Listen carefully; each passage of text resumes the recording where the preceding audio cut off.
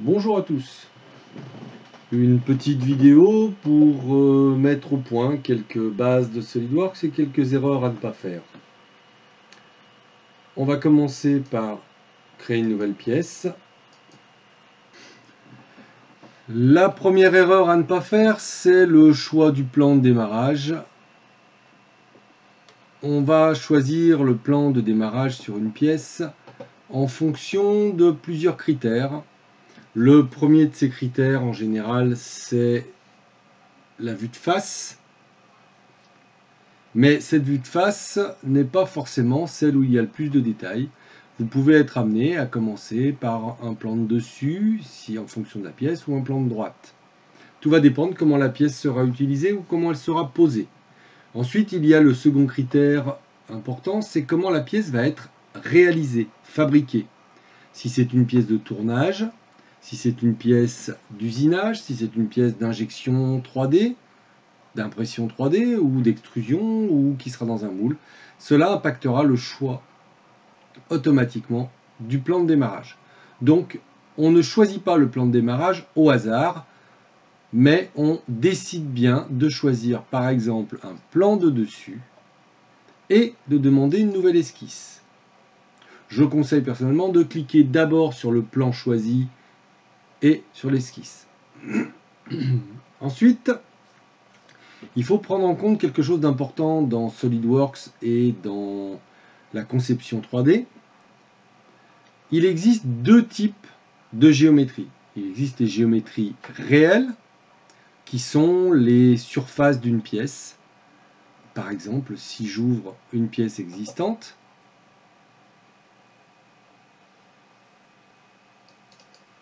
voilà.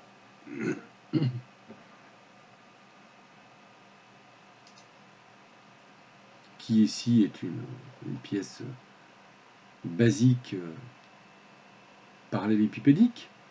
Vous allez avoir sur cette pièce des faces réelles,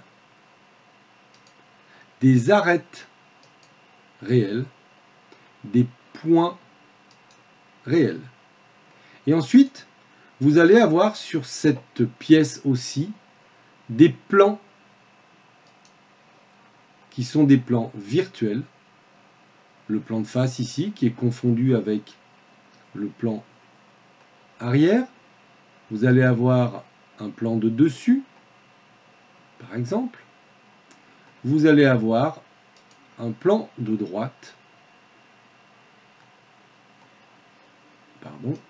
Voilà, un plan de droite ici qui est un plan virtuel. Dans SolidWorks, il existe la possibilité de créer ce que l'on appelle des géométries de référence, des plans, des axes, des points, des systèmes de coordonnées, qui sont des éléments virtuels. Il existe aussi, lorsque vous créez un cylindre, ce que l'on appelle les axes temporaires, qui sont les axes en fait des cylindres, qui vont permettre aussi de travailler, de créer des contraintes et des relations entre les éléments que vous aurez créés. Ces axes temporaires, ces axes sont des éléments virtuels aussi, si on peut les appeler comme ça.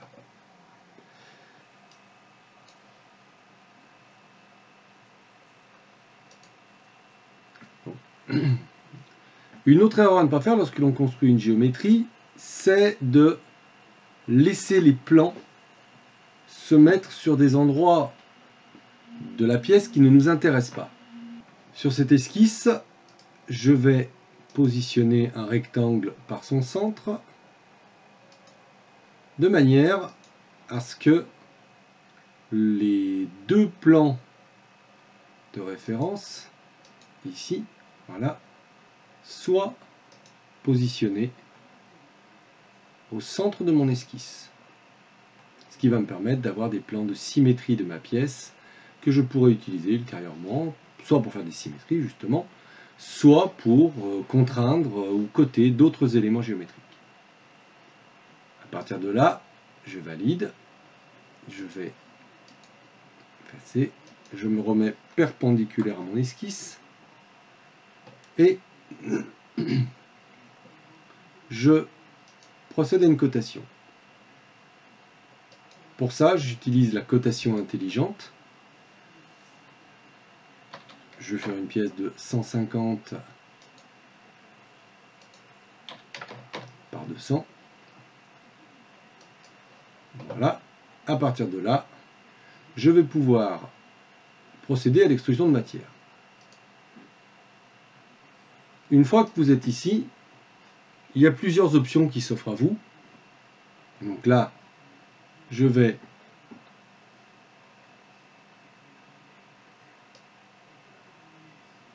élever ma matière dans ce sens-là. Je peux la descendre vers le bas. Ou alors, je peux faire une extrusion dans deux directions différentes. Ou encore, je peux demander, par exemple, plan milieu. Le fait de demander une cote de 100 en plan milieu me permettra d'avoir sur cette pièce, que je vais positionner en perspective isométrique, mes trois plans positionnés au centre de ma pièce. C'est généralement une façon assez simple de démarrer, ce qui permet d'avoir des plans de symétrie.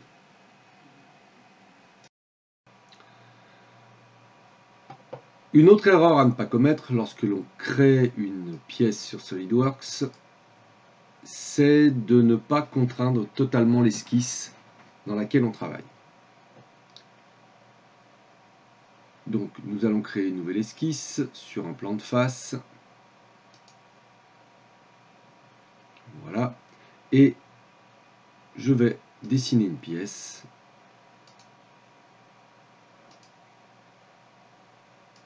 Voilà.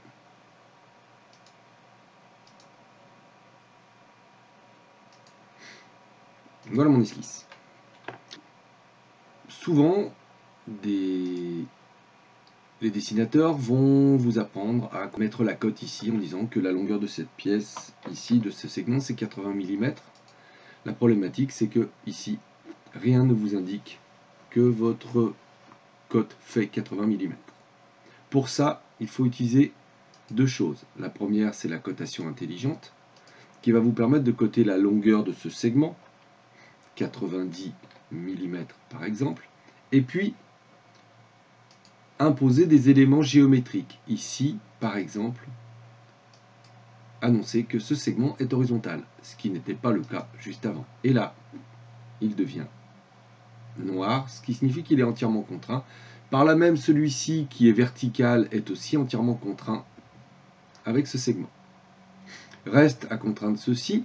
Je peux contraindre en donnant par exemple la valeur d'un angle. Pour ça, il suffit de cliquer sur le premier segment qui nous intéresse, le second segment qui présente une géométrie angulaire avec le premier. Automatiquement, SolidWorks nous propose un angle, par exemple 100 degrés. Ça ne suffit pas à contraindre ce segment. Il va falloir maintenant indiquer soit la longueur du segment lui-même, donc par exemple comme ceci. Je vous rappelle qu'une cote se définit soit parallèlement au segment que vous voulez coter, soit, si elle n'est pas parallèle, vous allez coter ici la distance horizontale entre nos deux segments, ce que l'on va faire, et on va mettre 50 mm. Ce segment n'est toujours pas contraint. Et oui, parce que si vous regardez, on peut le déplacer encore verticalement. Donc, on va indiquer la hauteur, par exemple, de celui-ci. Et là, cette partie-là de la pièce est entièrement contrainte. Il ne nous reste plus qu'à définir cette longueur, par exemple. Et cette fois-ci, mon esquisse est totalement noire, ce qui indique qu'elle est totalement contrainte. Ici, elle est totalement contrainte aussi en bas. Donc, tout va bien. Je pourrais contraindre mon esquisse d'une autre manière si par erreur je n'avais pas contraint mon premier point sur mon repère, ce que je viens donc ici de supprimer, et je viens donc de libérer mon esquisse.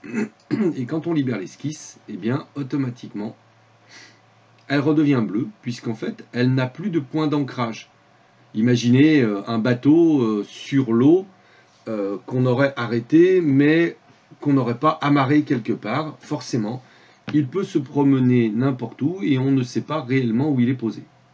On va devoir ancrer ce vaisseau, ancrer cette esquisse par rapport à un point fixe. Et par définition, le seul point fixe initial de SolidWorks, c'est le centre du repère dont les coordonnées sont 0, 0, 0. Donc à partir de là, plusieurs façons d'ancrer ce repère. On va pouvoir par exemple dire que ce segment et le centre du repère doivent être coïncidents. À ce moment-là, le centre de mon repère s'aligne avec cette droite et à ce moment-là, je ne peux plus déplacer mon esquisse que horizontalement. Si j'essaie verticalement, ça ne marche pas. Je peux ensuite mettre éventuellement une cote, par exemple de 30, ici. Ce qui me permettra d'avoir une pièce qui soit décalée par rapport à l'origine de mon repère. Si j'annule ces deux dernières fonctions, voilà, je peux aussi choisir d'ancrer ma pièce sur un point quelconque de mon repère. Je vais donc venir avec ma souris approcher le point qui va venir s'ancrer automatiquement et se contraindre sur le centre de mon repère. Pourquoi est-ce qu'il est indispensable de contraindre totalement une esquisse? Parce qu'en fait, la raison elle est simple. Lorsque vous avez ancré totalement votre esquisse et lorsque elle est totalement contrainte, cela signifie pour SolidWorks que vous lui avez indiqué suffisamment de cotes, d'éléments géométriques, verticalité, perpendicularité, coïncidence, pour que lors d'une mise en plan, toutes les cotes puissent être indiquées sur le plan pour la réalisation, ou pour que lors d'un envoi en CFAO direct, par un post-processeur d'échange avec une machine à commande numérique, toutes les cotes soient bien indiquées pour que la machine puisse fabriquer. Une fois que c'est fait, vous allez pouvoir travailler. Donc là, ma pièce n'étant pas parfaitement symétrique, je n'ai pas ici, par exemple, indiqué, mis mon axe au plan de symétrie.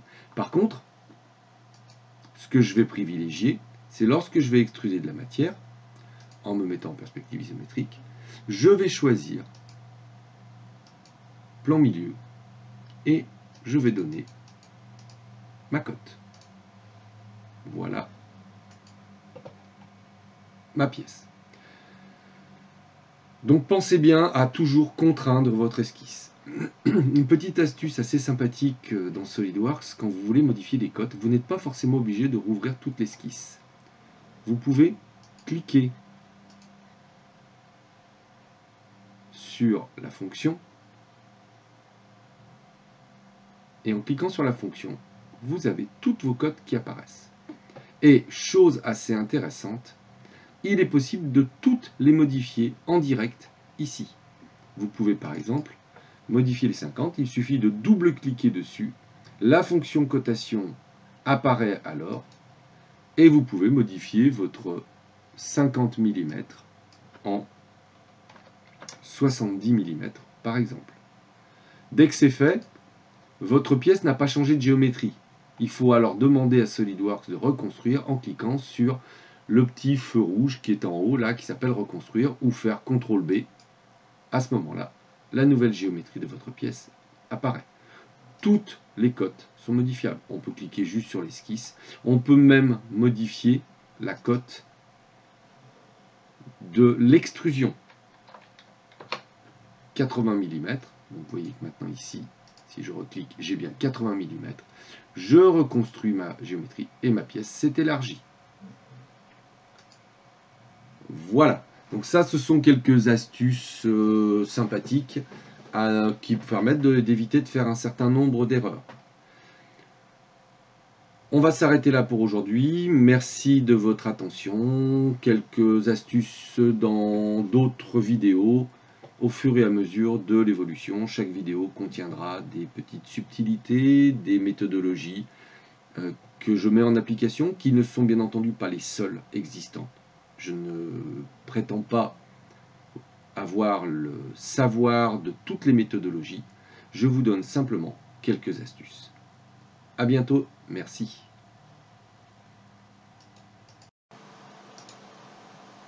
J'espère que cette vidéo vous a plu. Si c'est le cas, n'hésitez pas à mettre un like et à partager.